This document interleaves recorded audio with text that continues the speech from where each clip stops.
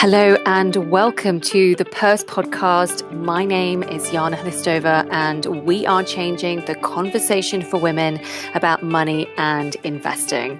I am super excited about my guest today, Barbara Stewart. Barbara is a chartered financial analyst with 28 years in the investment management industry, 5 years as a foreign currency trader, and then 2 decades as a portfolio manager investing on behalf of high net worth entrepreneurs. 10 years ago, Barbara saw a need to challenge outdated financial industry stereotypes and share a positive message about women and money. Today, Barbara is recognized worldwide as one of the leading researchers in women and finance. Her rich thinking global research papers quote smart women from all ages, professions, and industry. Barbara is a keynote speaker for CFA societies, banks, and stock exchanges around the world and conducts interview-driven research for financial institutions in Canada and globally. I hope you enjoy this interview as much as I did.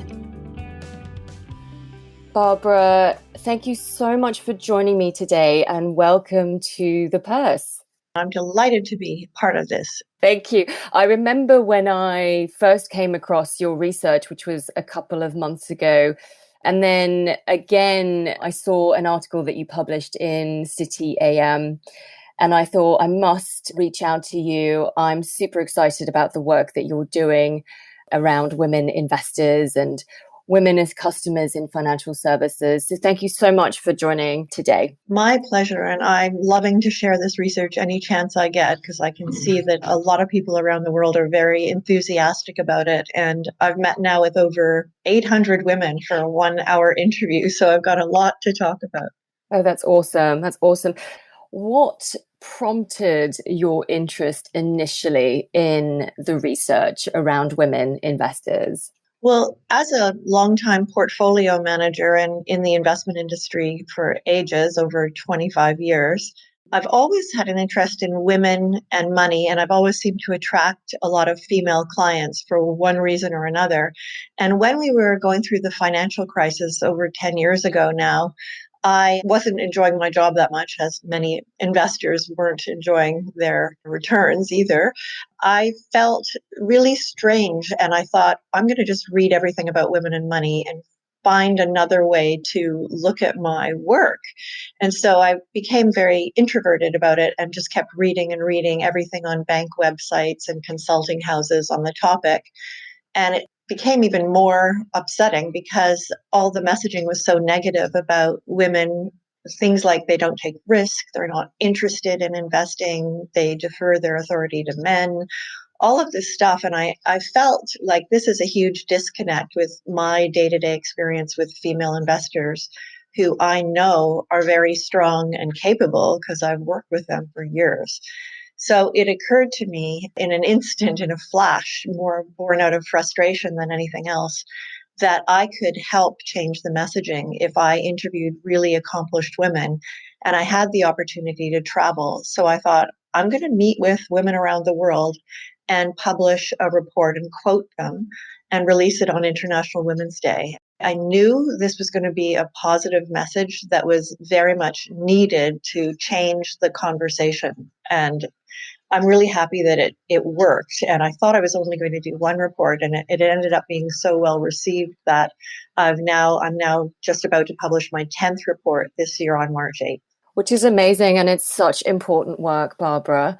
And it's clear just from what we're seeing now and reading that the world is really waking up to women investors. And as you say, your work has been well received and is very much laying the foundation, I think, for a lot of this. So why is the world and the market kind of waking up now to women investors? Well, as you know, in the investment industry, everything's always about numbers and money, right? And so that's what people are interested in. And what we know is going on now is that there's this huge wealth transfer that we hear a lot about, and it's the most important demographic trend around finance and investing ever, actually, in history. And so what the industry knows is that the bulk of this wealth transfer is going to women. So women have now become the number one target market for everyone around the world. And so the thing is, as we know, women live longer. Another thing that's happening is that these older women are surviving and controlling the investment assets that maybe in the old days, not so long ago, used to be controlled by the men. And so they may have had an investment advisor, but they probably didn't have a relationship. And women are very relationship oriented. So this is causing a major shift in the industry. And another spin-off effect is that if the women are not competent, these older women, to manage the investment portfolio, maybe they don't have the skills and maybe they don't feel like learning at a much later stage in life, they will then ask one of their kids to manage the investment portfolio. And often when we talk about elder care, it's the daughter statistically that take care of these issues that now include managing investment portfolios. So we've got to make sure in the industry that the investment advisors are now talking to the daughters as well as the mothers. So it's all about women now. Which is so fascinating. And you do talk a lot about how the industry needs to learn to communicate differently. Can you give us some examples of how they do need to talk differently to women? Well, it's really so obvious to me, it's almost hard to talk about it. But, traditionally, the industry has been sort of this closed system of charts and graphs and lingo and jargon and confusion, making it seem so complicated so that the professionals, as they are, can feel good about themselves and maybe be respected by the client. But that doesn't work as well with a female audience because we kind of don't put up with that stuff for the most part. And we have a sixth sense when there's, what's that term, BS going on. So I think with women, you really have to be transparent when you're communicating.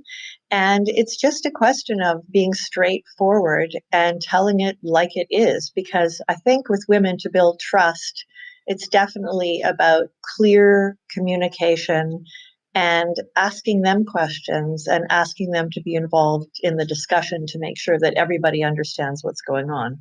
And also, obviously, avoiding any kind of condescending tone or assumptions are the worst thing, assuming that they fall into the old stereotypes that really don't apply anymore in today's world.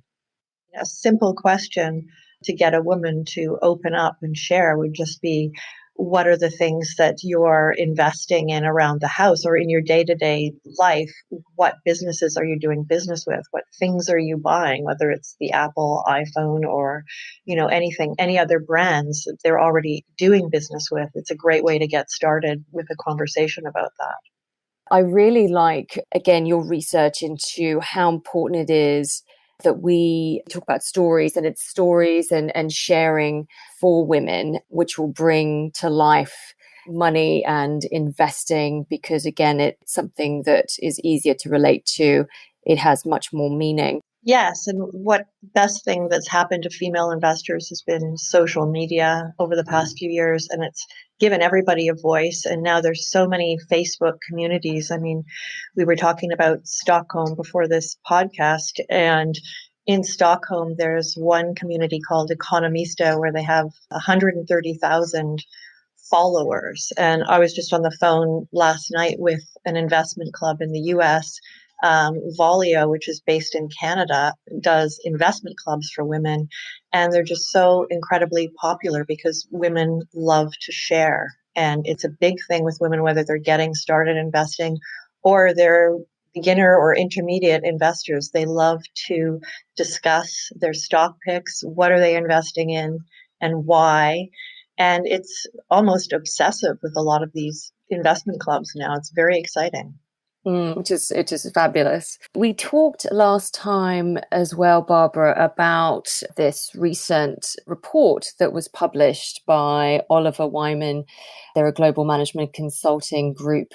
And a quote from the research was that women are the single largest underserved group of customers, and we've talked about this already, but also that evidence shows that approaches that may appear to be gender neutral, in fact, default toward men's needs and preferences. And I remember the first time I came across this, also in your research, I was quite stunned. And it is something that the industry is focusing on now and grappling with. And I'm just curious in your views specifically around how do we ensure that these products and services that the financial services industry makes available is now so much more tailored to the female customer?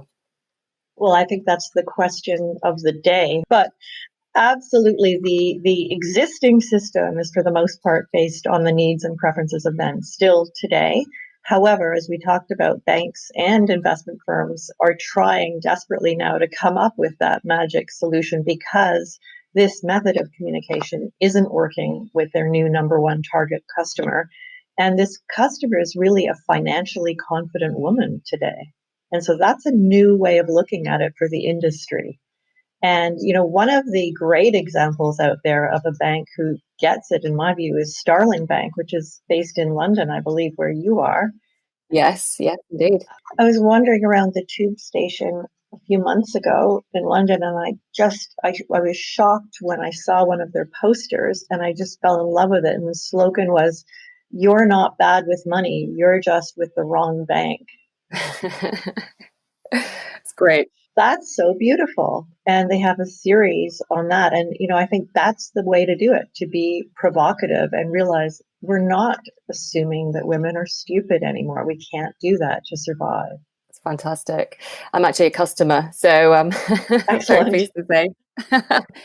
Now, we can't really talk about money and investing without bringing up this concept of risk. And again, in your research, you do talk about the fact that women are risk aware as opposed to being risk averse, which is a very new perspective on women and the way in which they choose to invest. And I think I mentioned this to you last time as well, that when we spoke, when I first read this, it made me so happy because, again, it's a positive spin or positive take on how women choose to invest, how they consider what they're going to do with their money. And so it's a radical take on how women invest. And so why is this really important to understand, and also to understand the distinction between being risk aware versus risk averse? If we look back historically in the industry, people who said they were the most risk averse were told to own a lot of cash and bonds and to avoid stocks, right? Mm-hmm. While those who were supposed to be risk tolerant, they were advised to own more stocks. And so investing in equity markets was basically a proxy for risk tolerance.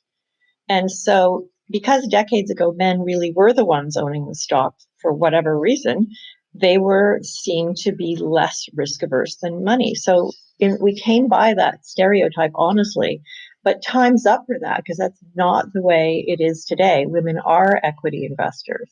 You recently worked with Excite, who are based in Istanbul, to develop a global quantitative survey on women and investing. Yes, and the stats were that fewer than 1 in 10 women said they were risk averse.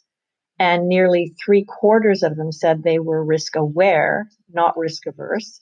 And 16% of them self-identified as a risk taker and said they had no problem with risk whatsoever. And interestingly, just under half of the people that filled in the survey said that over 50% of their investable assets were in stocks, whether it's through shares or funds or exchange traded funds. And 1/4 of the women said their equity exposure is over 75%. So the numbers align with this radical thing, right? But on the qualitative side, based on the interview discussions that I've had over the past number of years, my research has definitely shown that women are risk aware. And what I mean by that is whether we're talking with women about are they investing in a new venture or are they investing in the stock market, As long as a woman is interested and an investment opportunity is aligned with her values, then she will be motivated, very motivated to take a risk. And so she might take more time to make an investment decision, but honestly, that's because most women are meticulous about doing their homework. They want to delve into the details to their satisfaction, but then they'll really take calculated risks and invest. So it's important for investment advisors to know a female client might take a little bit longer to make a decision, but not to get frustrated by that, but just to have a much broader conversation with her so that she's totally motivated to get in it. And then they become the most loyal clients you've ever had. I'm really interested in what you mentioned there in terms of aligning investing decisions to values. Can you talk a little bit more about that? Yes, I'm clear that women prefer to invest in the causes and concerns that matter to them. And I'm clear on that both through my own rich thinking research and also because I've done extensive commissioned research with banks globally. And this is also the case. All of the work that we've done is 96% of women, I think, in the Nordics would prefer to invest in ESG funds than anything else, that kind of thing. It's a very high percentage. Now, on that note, again, in the industry, we have to be very careful because if a woman doesn't quite follow what's exactly in that ESG fund and an advisor doesn't take the time to explain it, that's a very risky proposition because you might not have a diversified investment portfolio. So even in that way, if you invest and you skew way higher in your overall portfolio to ESG funds, they're quite often more risky due to a lack of diversification inside the fund. So a woman, in fact, there again is taking on more risk than a man if that's the way that we're defining investing in causes and concerns. So it's just one of those red flags that we have to be careful about and really understanding what's inside all of these funds that we invest in. Okay, I'm going to shift gears a little bit and refer to an article last year, end of last year, where you mention the fact that investors today are poised for disappointment in 2020. I think this was back in October. It was certainly before the coronavirus, but I found it quite really interesting. And I'm just curious, what's ahead for investors, do you think, in 2020? I think it's kind of anecdotal what I said that investors are poised for disappointment because at the time we'd seen, unprecedented highs in the equity market, which we're still seeing today despite the coronavirus. And then whenever you get that, people start to worry, of course, because hey, we're making so much money. This has got to stop, right? This can't go on forever. So you have investor psychology that can become a self-fulfilling prophecy where everybody's sort of starting to say, oh, well, I'm thinking of going to cash soon, but who actually is doing it? Because it's really hard to sell when you keep making money every single day. So we're still in that right now because a lot of these people that were saying they were going to cash, I don't think they have yet. And there's no real, if we take the emotion out of it, which is impossible, but if we remove the emotion and investor psychology and all of that kind of sentiment, then we're left with a market that, in my view, you're asking my view, still is looking great for the next year or two. I mean, I follow some people that I deeply respect. One of them who was in the article I was talking about, an independent BCA research, her name's Carolyn Miller. And I mean, this woman has done so much research into the market, looked at every fundamental and technical available, and there isn't an imminent sign of recession. And that's been corroborated by other firms that I respect. So if we look at what's actually going on and try not to get too scared by the, virus du jour, not to say it's not serious, but there's always something, right? If we look at interest rates being at unprecedented lows, and if we look at growth outlooks and earnings for actual stocks, I feel very optimistic that we still have room to go. And I'm certainly fully invested in equities in my own portfolio.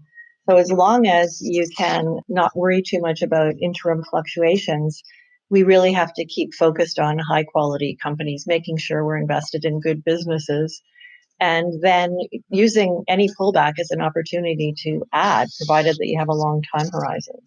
it's really very basic. And I think, unfortunately, a lot of us get caught up in the hype and the loud voices on TV and that type of thing. And probably more important than my outlook on the equity market, because that's about as useful as anybody else's, nobody really knows, is making sure that you have a disciplined approach to how are you saving your money. And I think that probably matters more than which stocks you pick at the end of the day. And what would you say that you're excited about then in the world of money and investing right now? Well, it has to be my own work that I'm doing and seeing the impact in the world of the momentum. So it used to be, I felt very alone in this work 10 years ago and wondering about what was going on with women and risk and money and all of this stuff. And today, I'm not alone. And I've seen the entire conversation change, which is what we're talking about right now is perfect evidence of that. There's a lot more interest in positive messages. There's a lot more understanding that they're actually accurate messages. And so this whole global conversation is in the middle of changing. And I can't imagine anything more exciting than that, having felt like I've been a part of it and in reshaping something that needed to be reshaped so desperately. And also that the world is going to make money now rather than, languishing and having the industry basically die because the stereotypes were running the show. Yeah, that's so powerful. So there's this sort of re-education going on, and I would say, it's being reshaped and driven by thought leaders like yourself, Barbara. So it's phenomenal work. Thank you. But it's also being driven by individual women en masse, especially the younger generation. So when we talk about Stockholm again as a perfect example, and Southeast Asia as well, basically the same, you've got all these Facebook communities, you've got all these social trading platforms and investment clubs. And now younger women and older women have a voice. And we love social media. I mean, I wouldn't have been able to do any of the writing or have the kind of reach that I've had without social media. So it's given me a voice and it's given every woman a voice. And this has really been behind the big change, I think. How did you use social media to aid your research? Well, I've always been kind of shy and brought up in a family that was from England, where it was very traditional, where you were not supposed to talk about money. So I think I'm not alone in that. I had to overcome that shyness to have a voice. So it's been very difficult. But the beauty of social media is you can just write and publish stuff and put it out there. And so you don't really have to stand up on a podium and talk about stocks or anything like that. So I just wrote a lot and found that I really loved writing because I'm passionate about the topic, and then just put it out on every platform religiously. That's amazing. It has become the glue and just a very quick way to get our voice and our views out there. And we're just more naturally prone to connecting, aren't we? And social media is an extension of that. Exactly. And the number one thing I would tell other women, because you have this opportunity with this podcast, is if they haven't got started investing, the number one piece of advice I would give is to actually just get started and don't worry about whether you know enough, because we often tend to be perfectionists, myself included. And unfortunately, that will hold us back. And so with all of these fun social platforms, you can just get on there and buy a stock and just buy something and sell it. Don't use all your money, but definitely use real money or you won't learn anything. But it's the fastest way to learn and just get practice without having all of the knowledge. And I found that that's why I love the investment clubs, because they're just in there buying and selling and discussing. And before you know it, you feel confident about it. That's really, really great advice. So, assuming as an example, I've never invested, I have savings, and I know that there are platforms out there that allow me to invest and where the fees are fairly minuscule. How can I get started? So, how can I become a little bit more active and maybe using some of the platforms? I've written quite a lot on this. So first of all, if that's a topic of interest, the listeners can go on barbarastewart.ca, and every article I've ever written is on there. And there's been a number that are about, for CFA Institute, I've written on various social trading platforms in various global markets, because Great. everywhere has a different one. But if you just Google, I mean, that lovely word works in this case too, social trading platforms, that's what you're looking for, or online investing. And the Mm-hmm. main ones will come up, and then you just go on, open up an account, and it's really straightforward. They'll walk you through it because all of these platforms are so easy to use now, and the communication on them is brilliant. So it's that simple. And one of the things I really like about these platforms is that you can set up notifications. And so you can get a reminder, say every month or sometimes every week or every fortnight, that you should top up potentially. It really depends on the platform and how you set your preferences. But I think there was a piece of research, again, published a couple of months ago, which said that women tended to invest more so when they invested on these platforms because of these notifications, because of these reminders, which is a nice prompt. And it sort of encourages you to be consistent in how you invest. Yes, and I think that those have been incredibly useful, and they're popping up everywhere, all these different types of apps. And that would be a great topic for another podcast, actually, to get into that, into local markets, about which ones women are using and why. Yeah, that's a great idea. But another thing to know is this Facebook community idea is huge. Whether you even want to be part of a community or not, you can follow. So I would also Google Facebook community on investing and just follow it, because a lot of these women that I've talked to that have become investors after knowing nothing were following a Facebook community for a year or two or three before they decided to go in and start investing. But they just learned a lot through, they have video tutorials and real women talking about their experience investing, and it can be so inspiring. Yeah, yeah. And the education piece is so important. I mean, equally, as you said before, it's not expecting to know everything before you start. You can take, little steps. And actually, if you can invest even a little bit of money, it becomes very real, doesn't it? And you pay so much more attention, and the learning and the education can take place kind of in tandem. Yes, and it's fun. Yeah, it is. It is. A lot of women tell me that it's fun, and now they've got their app on their phone and they stare at it all day, and it becomes compulsive. I check my investment portfolio probably twice a day, I have to Yeah. say. I think you've answered my last question, Barbara, which was, what would you suggest to women who want to engage more around money and investing? I don't know if you want to add anything else to that. No, I think my number one advice again is just get started now. Like, hang up from this podcast and go open an online account and buy a stock. Yeah, that's awesome. That's awesome. Barbara, thank you so much for your time today. If listeners want to connect with you online, find your research, how can they find you? What's the best way to connect with you? I'd be very happy to connect with anyone, and I welcome any ideas for future research or questions. I love to keep the conversation going. So my site is barbarastewart.ca.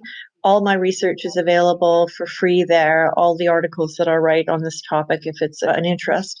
And otherwise, follow me on Facebook or LinkedIn or Twitter. My handle is @RichThinkingBee. That's great. Barbara, thank you so much today. Thank you, Jana. It was fun talking to you.